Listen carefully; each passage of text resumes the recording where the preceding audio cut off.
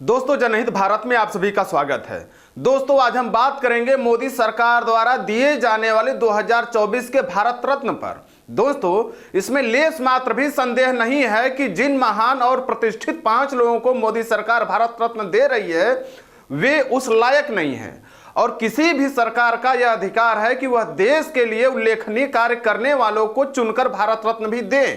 लेकिन जब चुनाव सर पर हो, जब मोदी सरकार का एक एक चुनावी रणनीति फेल होती दिखाई दे रही हो और जब राम मंदिर उद्घाटन पर शंकराचार्यों द्वारा प्रश्न चिन्ह लगाया जा चुका गया हो और जब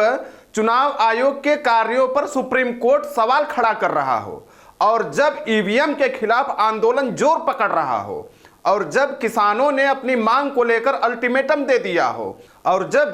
किसानों की मांग न माने जाने पर एक बड़े किसान आंदोलन का ऐलान मोदी सरकार के सामने कर दिया गया हो, अगर ऐसी स्थिति में चुनाव के ठीक पहले अगर मोदी सरकार का इन महान प्रतिष्ठित 5 लोगों को भारत रत्न देने का ऐलान करती है जिन्होंने देश के लिए उल्लेखनीय कार्य भी किए हैं, फिर भी मोदी सरकार के सामने उनको भारत रत्न देने को लेकर नहीं बल्कि उनके आदर्शों, सिफारिशों, मूल्यों और देश हित के लिए दूरदृष्टि को लेकर मोदी सरकार पर तमाम सवाल खड़े होते हैं। सवाल यह भी खड़ा होता है कि क्या 2024 का चुनाव वास्तव में मोदी सरकार के लिए घातक सिद्ध होने वाली है और क्या मोदी सरकार इन 5 प्रतिष्ठित लोगों को भारत रत्न देकर देश की जनता के हर वर्ग को अपनी तरफ खींचना चाहती है। और अगर खींचना चाहती है तो सवाल यह उठता है कि जिन महान नेता कर्पूरी ठाकुर और महारथी लाल कृष्ण आडवाणी और पूर्व प्रधानमंत्री चौधरी चरण सिंह और पीवी नरसिम्हा राव सहित हरित क्रांति के प्रणेता महान कृषि वैज्ञानिक एम.एस. स्वामीनाथन को भारत रत्न देने का ऐलान किया गया है, क्या इन सभी महानुभावों के आदर्शों का मोदी सरकार अनुसरण भी करती है? जो कर्पूरी ठाकुर पत्रकारों से मिलने के लिए ऑटो रिक्शा से भी आने में संकोच नहीं करते थे,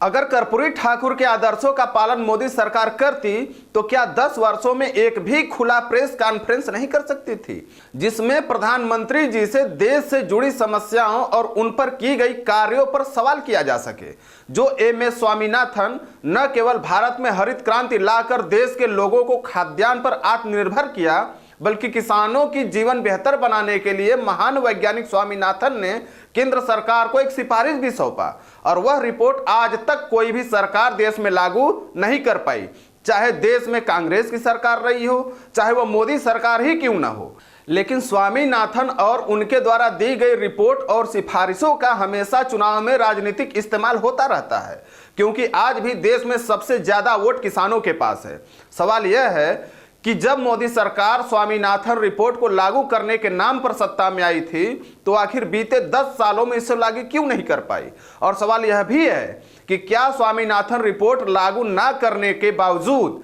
इस महान कृषि वैज्ञानिक स्वामीनाथन को भारत रत्न देकर लोकसभा चुनाव के ठीक पहले जहां एक तरफ किसान आंदोलन को रोकने का प्रयास किया जा रहा है वहीं दूसरी तरफ किसानों के बहुसंख्यक वोटों को अपने पाले में खींचने की कोशिश भी की जा रही है। और क्या बीते 10 सालों में इन 5 महान विभूतियों को बारी बारी से भारत रत्न नहीं दिया जा सकता था और दिया जा सकता था तो मोदी सरकार 2024 के लोकसभा चुनाव का इंतजार क्यों कर रही थी? क्या मोदी सरकार के इस कार्य को यह कहना गलत होगा कि वह देश के महान विभूतियों के कार्यों का राजनीतिकरण केवल अपने राजनीतिक हित साधने के लिए और 2024 लोकसभा चुनाव जीतने के लिए कर रही है? दोस्तों, अगर हमारे द्वारा दी गई जानकारी आपको लोकतंत्र के हित में लगे तो वीडियो को ज़्यादा से ज़्यादा शेयर करें, लाइक करें तथा चैनल को सब्सक्राइब करके घंटी वाला बटन दबाना ना भूलें। धन्यवाद।